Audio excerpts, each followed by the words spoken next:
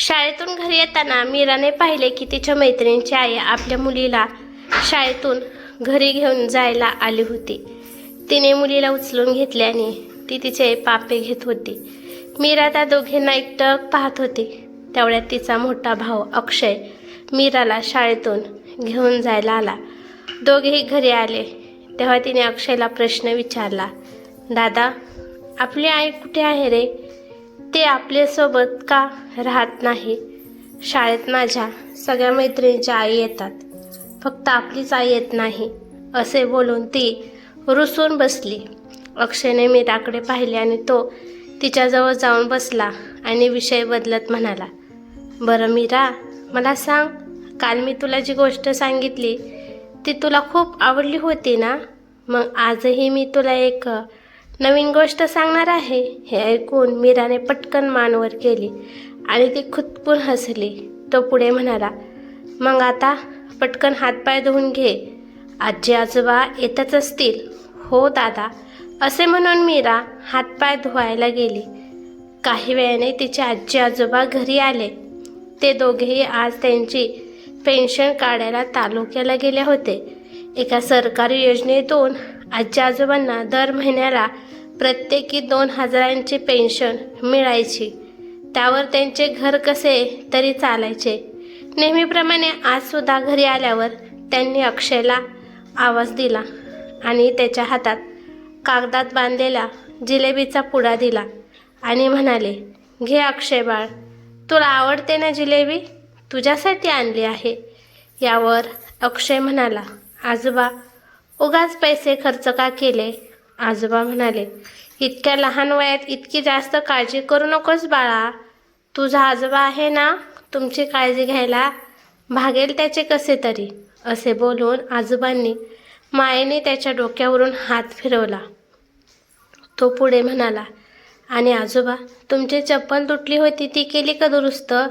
आजोबा म्हणाले, हो रे बाळा, केली ना दुरुस्त. ही घे जिलेबी आणि खा. अक्षय म्हणाला, हो आजोबा, मी मीराला बोलवून आणतो आणि मग आम्ही दोघेही मिळून जिलेबी खातो. असे बोलून अक्षयने बाहेरच खेळत असलेल्या त्याच्या लहान बहिणीला हाक मारली. दादाची हाक ऐकून ती लगेच त्याच्याजवळ आली. तिच्या हातामध्ये जिलेबी देत अक्षय म्हणाला, घी, आजोबांनी आणली आहे, तुला आवडते ना? मीरा म्हणाली, अरे वा, जिलेबी. असे बोलून तिने अक्षयच्या हातातून जिलेबी घेतली. मीराला जिलेबी खूप आवडली. तिने अगदी मनसोक्त खाल्ली. अक्षय फक्त मीरा जिलेबी खाताना तिच्याकडे बघत होता. तिच्या चेहऱ्यावरील समाधान पाहूनच त्याचे पोट भरत होते. तिचे खाऊन झाले आणि ती अक्षयला म्हणाली, माझे पोट भरले दादा, आता तू खा, मी बाहेर खेळायला जाते. आणि असे बोलून ती लगेच खेळायला पळाली. अक्षयने जिलेबी खायला घेतली, पण त्याला वाटले की मीराला जिलेबी खूप आवडते. यातील जिलेबी उरली तर तिला उद्याही खाता येईल. त्यामुळे त्याने जिलेबी खाल्लीच नाही. त्याला आठवले की मागच्या वेळी शेजारच्या काकूच्या घरी TV पाहायला गेलो होतो, तेव्हा त्यांच्या मुलीला जिलेबी खाताना पाहून मीराच्या तोंडाला पाणी सुटले होते. आणि हे जेव्हा त्या काकूंच्या लक्षात आले तेव्हा त्यांनी TV बंद करून तिला जायला सांगितले. तेव्हा अक्षयसुद्धा तिथेच होता. त्याला खूप राग आला होता आणि त्यातूनही जास्त वाईट वाटले होते, पण तो काहीच करू शकत नव्हता. परिस्थितीमुळे त्याचे हात बांधले गेले होते. अक्षय आणि मीरा ही 2 भावंड. अक्षय 10 वर्षाचा तर मीरा 6 वर्षाची होती. दोघे आपल्या आजी आजोबांकडे राहायचे. त्यांच्या वडिलांना देवाघरी जाऊन 1 वर्ष झाले होते. आता त्या दोघांना फक्त आईचाच आधार होता. वडिलांचे छत्र तर गमावले होतेच, पण निदान आई आपल्यासोबत आहे ही जाणीवही त्यांना खूप आधार देत होती. पण बाबा गेल्यानंतर मीरा आणि अक्षय दोघे आईसोबत काही दिवसांसाठी त्यांच्या मामाच्या घरी गेले आणि तिथे कोणीतरी आईसाठी स्थळ सुचवले. आईसुद्धा सततच्या हालाखीच्या जीवनाला कंटाळली होती. मग तिने मन कठोर केले आणि दुसऱ्या लग्नाला होकार दिला. पण तिचा दुसरा नवरा तिच्या मुलांना स्वीकारू शकला नाही. मग आईचे लग्न झाल्यावर मुलांना तेथून पुन्हा त्यांच्या आजी आजोबांकडे पाठवून दिले. अक्षय आणि मीरा दोघेही आईसाठी खूप रडले. त्यांना त्यांच्या आईसोबत राहायचे होते, पण आईने सुद्धा स्वतःच्या नवीन आयुष्याला सुरुवात केली होती आणि सोबतच ही दोन्ही भावंडे पोरकी झाली होती.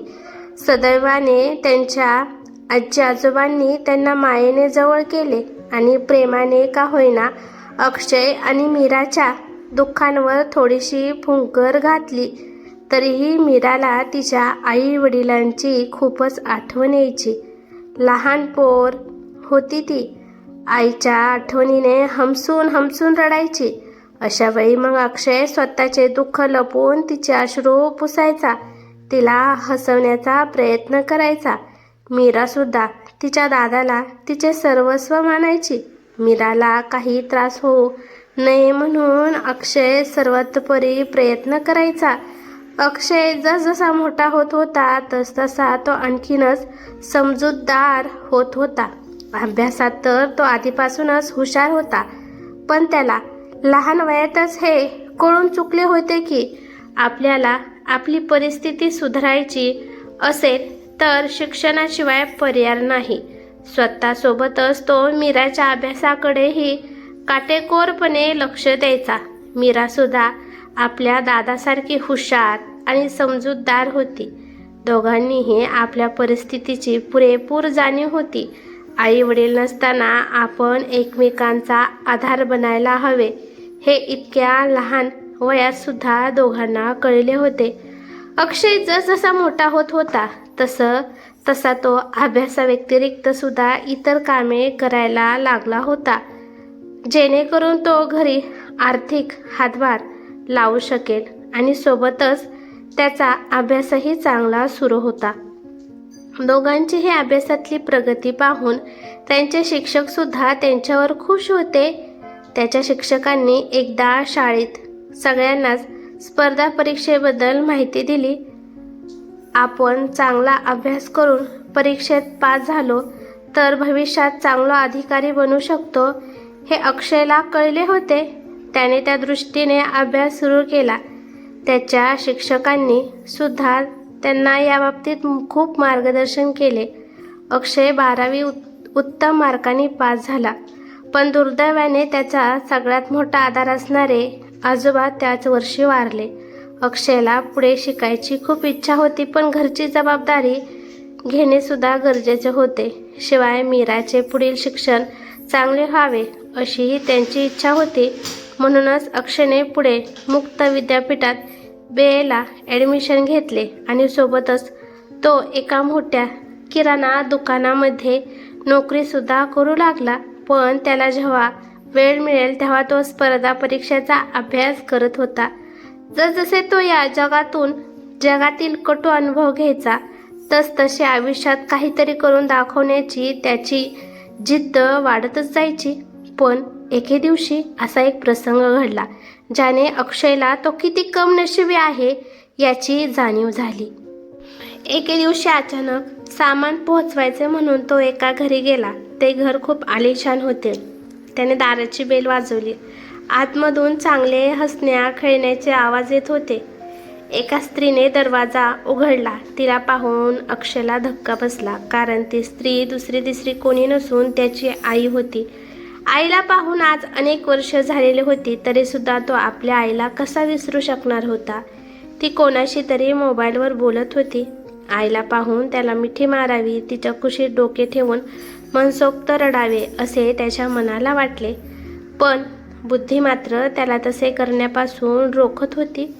त्याच्या मनाचे आणि बुद्धीचे ते द्वंद्व सुरू असताना तो दारातच तसाच काही न बोलता उभा आहे हे त्याच्या आईच्या लक्षात आले. त्याचा तो गबाळ अवतार आणि चेहऱ्याला रुमाल बांधून असल्याने त्याच्या आईने त्याला नीट पाहिले नव्हते आणि अनेक वर्ष न भेटल्याने त्याला ओळखणे कठीण होते. आईने फोन बंद केला आणि त्याला तसेच उभे असलेले पाहून त्याची आई त्याला म्हणाली, सामान देतोस ना? आईकडून या प्रश्नाची अपेक्षा नसलेला तो जरा गडबडून म्हणाला, काय काय काय म्हणालात? आई म्हणाली, अरे सामान द्यायला आला आहेस ना, मग दे ना. हो हो घ्या. हातातील जड सामानाची पिशवी आईकडे सुपूर्द करत तो म्हणाला, मी सामान बरोबर आहे की नाही ते चेक करून तुला सांगते, तोपर्यंत बाहेर थांब. असे बोलून आई सामानाची पिशवी आत घेऊन गेली आणि तो घामाने डबडबलेल्या अवतारात तसेच दाराबाहेर उभा राहिला. आई सामान चेक करत होती. तो रक्षेने त्यांच्या घरावर एक नजर फिरवली. घर खूप प्रशस्त होते. तिथे ऐशोआरामाची जवळपास सगळी साधने होती. कशाचीच कमतरता वाटत नव्हती. आईचे राहणीमानसुद्धा चांगले होते. आई समोर असूनही तो आईशी बोलू शकत नाही याचे अक्षयला खूप वाईट वाटत होते. पण आई सुखात आहे हे पाहून त्याला आतून कुठेतरी समाधानसुद्धा वाटत होते. त्याच्या मनात विचार आला की आपली आई आपल्याला इतक्या वर्षात साधी भेटायला सुद्धा आली नाही हे आठवून त्याला चीडसुद्धा येत होती. डोक्यात विचारचक्र सुरू होते. इतक्यातच आई अक्षयला म्हणाली, सामान तर बरोबर आहे, मी तुला लगेच सामानाचे पैसे देते, थोडासा थांब. आणि एवढे बोलून आईने आतमध्ये कुणाला तरी आवाज दिला, दिनो जरा बेडरूममधून माझी पर्स घेऊन येतोस का? आणि थोड्या वेळातच दिनूने आईला पर्स आणून दिली. त्याला पाहून हा बहुधा आईचा मुलगा असावा असे अक्षयला वाटून गेले आणि त्याच्या नशिबाचा हेवासुद्धा वाटू लागला. तेवढ्यातच आईने अक्षयला सामानाचे पैसे दिले आणि अक्षय जायला निघाला. तो काहीसा पुढे गेला असेल इतक्यात त्याला पाठीमागून आईने हाक मारली. त्याला वाटले बहुधा आईने आपल्याला ओळखले असावे. त्याने मागे वळून पाहिले तेव्हा आई म्हणाली, बराच वेळ इथेच थांबला आहेस, ऊनसुद्धा चांगलेच तापले आहे, पाणी वगैरे घेणार का? अक्षय म्हणाला, नको, मला तहान लागली नाही. आणि तसाच पाठमोरा चालू लागला. त्याला आईकडून सहानुभूतीची नाही तर आईचे प्रेम पाहिजे होते. इतक्या वर्षात आपल्या आईने आपल्याकडे अजिबातही लक्ष दिले नाही याची सल त्याला टोचत होती. आईची परिस्थिती चांगली आहे तर निदान आपली मुले कोणत्या परिस्थितीत आहेत हे तिने एकदा तरी बघायला पाहिजे होते असे त्याला राहून राहून वाटत होते. इतक्या वर्षापासून काळजात असलेली एक जखम पुन्हा भळभळू लागली होती. त्या दिवशी त्याच विचारात तो घरी गेला. मीराला पाहून त्याने स्वतःला सावरले आणि जे झाले ते विसरण्याचा ठरवले आणि त्यानंतर त्यांनी स्वतःचा अभ्यास आणखीन जोमाने सुरू केला. तो दुकानात सुद्धा काम खूप प्रामाणिकपणे करत होता. मालकाचा सुद्धा अक्षयवर खूप विश्वास जडला होता. घरची परिस्थिती सुद्धा हळूहळू सुधारत होती. मीरा पण चांगली अभ्यास करत होती. असेच दिवस सरत होते. अक्षयचे ग्रॅज्युएशन पूर्ण झाले आणि त्याने स्पर्धा परीक्षेचा फॉर्म भरला. पहिल्या वर्षी अपेक्षेप्रमाणे त्याला यश मिळाले नाही, पण दुसऱ्याच प्रयत्नात अक्षय महाराष्ट्रातून दुसरा आला. अक्षयच्या आनंदाला पारावर उरला नाही. मीरा आणि अक्षयची आजी सुद्धा खूपच आनंदात होती. इतक्या गरीब घरातील मुलगा असून सुद्धा कोणतीही शिकवणी न लावता अक्षय महाराष्ट्रातून दुसरा आला याचे सगळ्या तालुक्यासोबतच प्रसार माध्यमांनी सुद्धा कौतुक केले. टीव्हीवर मोबाईलवर अक्षयचा इंटरव्ह्यू आला होता. अक्षय जाधवमुळे अनेक जणांना स्पर्धा परीक्षा देण्याची प्रेरणा मिळत होती. अक्षयचे नाव सर्व स्तराकडून गाजत होते आणि म्हणूनच आमदार साहेबांनी अक्षयचा जंगी सत्कार करायचे ठरवले. कार्यक्रमाला चांगलीच गर्दी जमली होती. कार्यक्रम सुरू व्हायला अजून थोडासा अवकाश होता. इतक्यात कोणीतरी गर्दीतून वाट काढत त्याच्याकडे येत होते, पण कोणीतरी त्यांना अक्षयकडे जाऊ देत नव्हते. म्हणून मग त्या मोठ्याने म्हणाल्या, अरे मी अक्षयची आई आहे, मला का अडवताय? आणि त्यांनी असे म्हटल्यावर अक्षयचे लक्ष त्यांच्याकडे गेले. तिथे खरोखरच अक्षयची आई आली होती. अक्षय त्यांच्याकडे पाहतच राहिला. अक्षयची आई आहे म्हटल्यावर त्यांना कोणीच अडवले नाही. ती लगेच अक्षयकडे आली आणि म्हणाली, अक्षय, मला ओळखलेस का? मी तुझी आई आहे, तुला भेटायला आली आहे. आई आनंदात त्याला म्हणाली. अक्षय काही बोलू शकला नाही. तो फक्त एकटक आईकडे पाहत राहिला. आई पुढे म्हणाली, एवढी वर्ष मी तुमच्या आठवणीत काढली, पण मला तुम्हाला भेटायला येता आले नाही. माझा जीव तिळतिळ तुटायचा रे तुमच्यासाठी, पण शेवटी आज भेट झाली. अक्षयने शांतपणे आईला प्रश्न केला. तो म्हणाला, आई, मला सांगशील का, इतकी वर्ष तुला आम्हाला भेटायला का जमले नाही आणि नेमके आजच कसे जमले? ते त्याचे असे झाले की आईला नीट सांगता येत नव्हते.